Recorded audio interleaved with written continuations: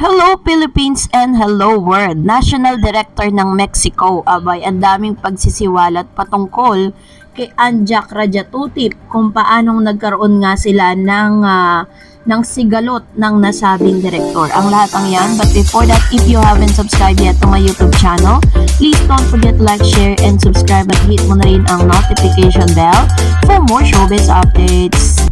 Sunod-sunod nga at talaga namang halos sa pinagtakloban na nga ng karma itong si Anja Rajutapip dahil sa mga sunod-sunod na pangyayari sa kanyang buhay na talaga namang laman na po siya ng mga international news.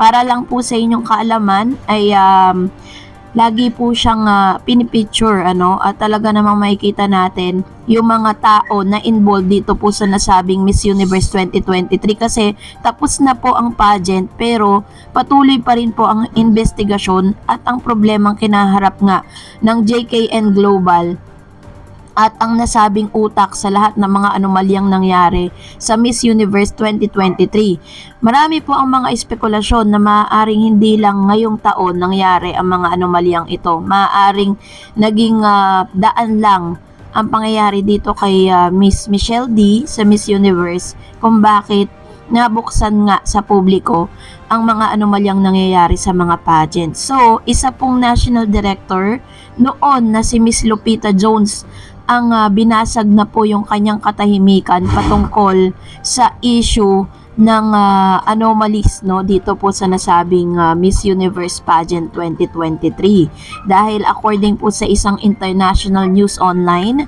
na Hola, ay sinabi nga na ang title po nila dito is Lupita Jones Breaks Her Silence, Reveal Differences with Anja Rajutapip and Miss Universe Organization. Lupita Jones, who won the Miss Universe pageant in 1991 and served as the national director of the Mexicana Universal franchise in Mexico, is currently in the news due to her decision to step down from her management position. Jones broke her silence and spoke about her differences with the new Miss Universe administrations. Matagal pong nanahimik itong si Miss Lupita Jones patungkol sa mga issues at yung kanilang differences nga nitong ni Anja Rajutapip, at ngayon binasag niya na po ang kanyang katahimikan dahil kailangan niya na pong mag-stand out. Right after Miss Nicaragua Shanice Palacios become Miss Universe 2023 and Mexico was announced as the venture for 2024, Anja Rajutapip, owner of the franchise, confirmed the revocation of Lupita Jones as director of franchise in the country. So, since si Lupita Jones po is coming from the Mexico, national director po siya ng Mexico, ang ginawa po ni Anja Rajutapip ay nirevoke niya po si Lupita Jones. Kumbaga, tinanggalan niya ng power si Lupita Jones bilang national director franchise ng Mexico ng bansang ito. What led to Lupita Jones' removal from Mexicana Universal franchise? Ano ba ang naging dahilan? Bakit po tinanggal, Jones shared with several media outlets that despite her journey as the manager is over, she feels good. I feel at peace, calm. In recent years, there were already things that did not make me feel comfortable with Miss Universe. Marami na raw talagang bagay na parang hindi niya nagugustuhan. Lupita Jones reminded everyone how committed she was to become the Mexican franchise. You are aware and have seen how many times I have risked my life to defend pageants such as Miss Universe and what they represent for young people. Nabi niya po dito na talagang halos ibuwis niya yung sarili niyang buhay, para lang po talagang ipagtanggol itong Miss Universe na nagre-represent sa mga tao, This platform have faced numerous attacks, some of which has been very severe. She told reporters, Berenice Ortiz, I have been at the foot of the canyon. I cannot commit to doing that for something that I have stopped believing in. Yun. Sabi niya halos ibuwis niya nga yung kanyang buhay. And what does Lupita Jones not believe in Miss Universe anymore? So, ito po yung pinakamalupit dahil sa tinagal-tagal niya po na national director ng franchise sa Mexico, is ano po no, talagang nawala na rin siya ng tiwala. The first Mexican woman to win Miss Universe also explained her disagreement with the new administration. Ito na yung kanyang pagsisiwalat. First, contestant selection criteria. Yun po yung isang bagay na pinaglaban ni Lupita Jones. Something that I will always defend is that every competition must be fair and transparent. And there are several elements that for me must exist in a competition for it to happen that way, she noted. Lupita said she feel the contest quest for inclusivity is hurting contestant. To begin with, the participant must share similar characteristics that can place them in a parameter in which all rules apply equally. She indicated emphasizing the importance of equity. Kasi ito yung sinasabi po niya na parang hindi niya nagustuhan sa mga rules na ginawa po nitong si Jack Radiotatip ng lahat po ng all forms of kahit ikaw ay transgender woman, ano man ang shape mo, ano man ang lahi mo or whatever, ikaw ay pasok, no? At nawawala na po yung tinatawag na parameter na bagay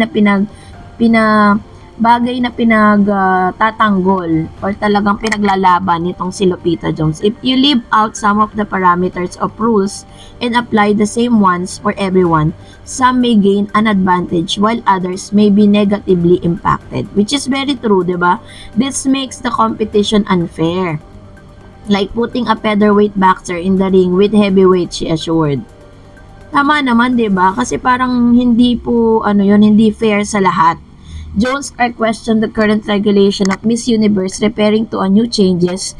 When evaluating participants, it is important to consider their diverse characteristic, but that brings you to another point. There's no defined profile of what Miss Universe is. She assured, I think important to set the bar equally for everyone. So, ang pinaka-point out niya dito is yung mga guidelines, no? Na iniba, talagang totally different dun po sa original. Kaya po talagang, dahil pinaglalaban niya pa rin yun hanggang ngayon, ang ginawa po nitong si Jack Radiotatip, pinatalsik itong or dinanggalan ng kapangyarihan or ng power as National Director si Lupita Jones. Pero hanggang ngayon, sabi niya, ay talaga namang nakikipaglaban pa rin po siya patungkol sa bagay na ito. Na ipinalit po nitong si Jack Radiotatip ay syempre yung pwede niyang makontrol, walang iba kundi si Miss Cynthia de la Vega. No, talagang ibang klase itong si Jack Radiotatip. Hindi porket siya yung may-ari at siya ang owner ng Miss Universe pageant na ito, talaga makikita natin na hawak niya talaga sa leeg, no? Kailangan susunod ka sa mga gusto niya. Yun ang isang bagay na hindi nagustuhan ni Lupita Jones. Dahil dyan, narito naman ang ilan sa mga talak po ninyo patungkol po sa ating last update.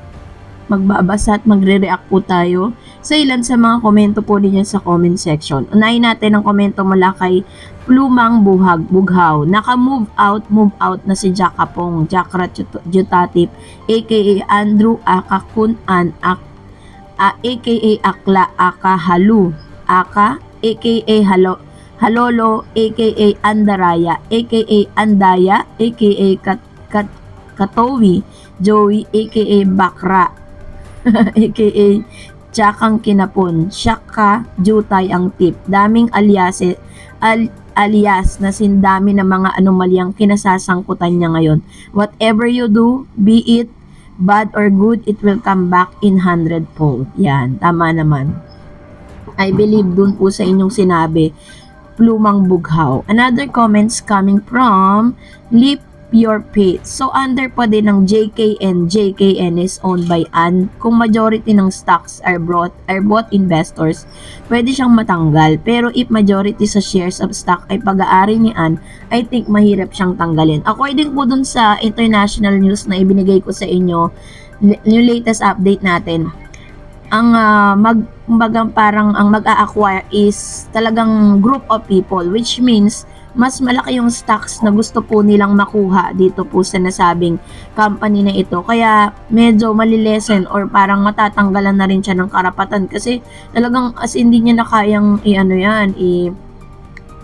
i-sustain dahil nga sa dami ng lugi niya, no? Sabi ni Said Manuel, what about the gown scoring? Maybe it's personal taste on the part of the judges.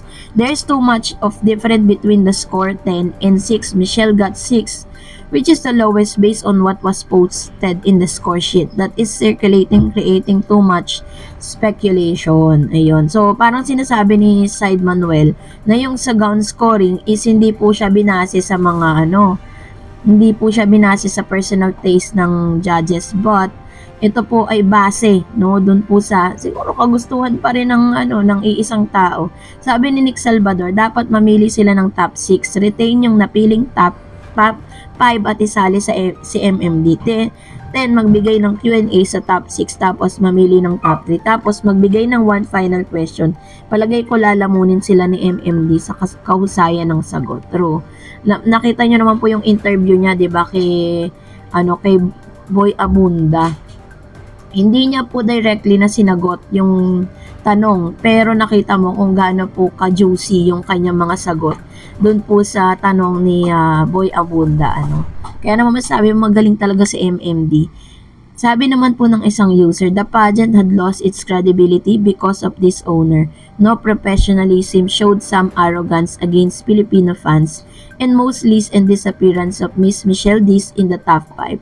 The goodwill had gone. Only the Philippines or other serious owner can save this popular Miss Universe pageant again. Ayan. So, wala na talagang tiwala ang maraming mga Pinoy at ang ilan sa mga lahi, no? Katulad si Lupita Jones, parang nawalan na rin siya ng tiwala sa Miss Universe pageant, as well as dun po sa mga namumuno. Kasi nga, di ba, nakita niya po na talagang grabe po yung ang laki ng pagkakaiba nito dun sa mga original na pageant na napanood natin noon. So, another comments coming from Maria Giana Gumban. Buti nga sa kanya, karma is digital. Deserve mo yan na joke ka. Tagip tipon, dapat lang sa'yo yan kasi para di na maulit sa iba. Ayun. Yun naman po ang komento ng isa sa mga commentator natin, at talagang masasabi mong it's a big karma for Anjak Radyotatip. And of course, Gemma Gaho said, we are under the divine government. Hindi na siya makapalag dyan sa maraming ginawa niya ng kasamaan. Maraming tao na nakakita ng gumawa niyang di makatao harap-harapan. Ayun. Totoo yan. So talagang masasabi mong siniserve na sa kanya kung ano man yung karapat-dapat na sanction sa mga ginawa niyang desisyon, For the last comment, kaya pala nakarma ang owner ng Miss Universe na si Anjakra kasi iniyakan pala ni MMD. Kasi totoo naman talagang deserve siya sa top 5. Dinaya lang talaga siya ni Anjakra. True naman, alam niyo po nakakabasag ng puso yung kanyang revelasyon nung siya in-interview na after pong tawagin ng top 5 at hindi niya narinig yung pangalan niya. Hindi niya po na hiwasan na umiyak kasi talagang expected niya na sa suot niyang gown, makakapasok siya sa top 5. Well, kung nagustuhan mo ang video na ito, huwag mo kalimutang mag-like, mag-share, at mag-subscribe, at i-follow mo na rin ang aking Facebook page, DarEds TV. And also, I have my TikTok account, which is DarEds TV. Pwede nyo rin po akong i-follow doon. Thank you for watching, guys. God bless everyone!